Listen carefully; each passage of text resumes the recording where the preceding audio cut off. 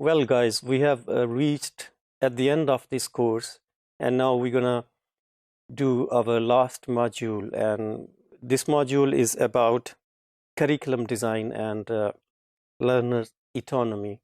What we're gonna do in this module, we will just see how curriculum design could be utilized by language teachers to enhance learners' independence in terms of language learning. And secondly, we'll just revisit some of the key topics which we have already covered in this course, and we'll see where we are and what we need and what we can do in future. Right. Before I discuss the contents of this module, I would just like you to take a little pause and think some of the questions listed here. Firstly, why is learner autonomy considered one of the important goals of language curriculum design?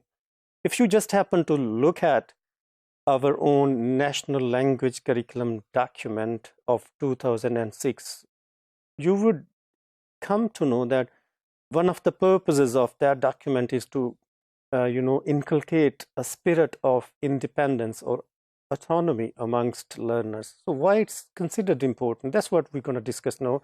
And you might think, and you might relate this discussion, your own ideas to the discussion taking place in this module. Secondly, how could you use course books to encourage learning beyond the book? Very important question. Just think and see what you can understand by these questions, and then watch the video. Right. What's the significance then about language teaching?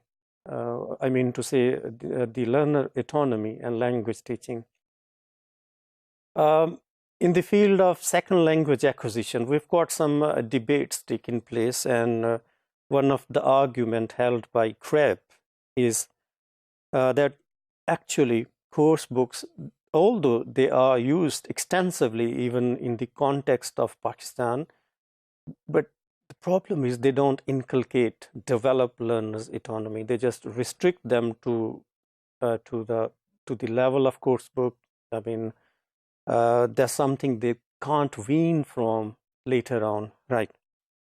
So the reason why the argument in favor of learner autonomy is that it could be used to encourage, students' self-directed learning. And I like this idea. I'm in favor of learner autonomy, just to choose some activities, format and present them in such a way which are valuable for learners, and which they could take up and take out from the classroom and use even beyond the classroom.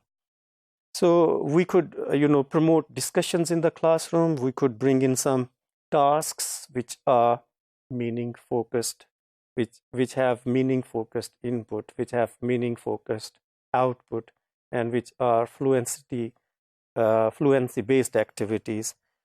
So we could encourage learners to read for pleasure. That's important. Reading for pleasure is one of the goals of, which we can realize through inculcating learner autonomy even beyond the classroom. So that's all about learner autonomy. Now we'll just briefly revisit some of the main ideas that we have covered so far throughout this course, since it's the final module. So, well, there are concluding remarks. Now, I think, and I believe that we are all aware of what are the parts of language curriculum design. For example, starting with needs analysis, progressing to environment analysis, making decisions about principles, making decisions about setting up goals, then the, monitoring and assessment and teacher training. There are some more as well.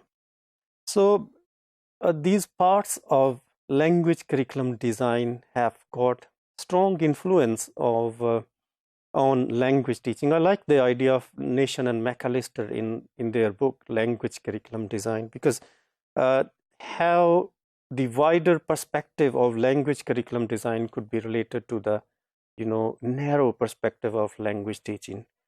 So far, we have explored in this course, as you might not be surprised that we have looked at some of the theoretical and practical aspects throughout the course.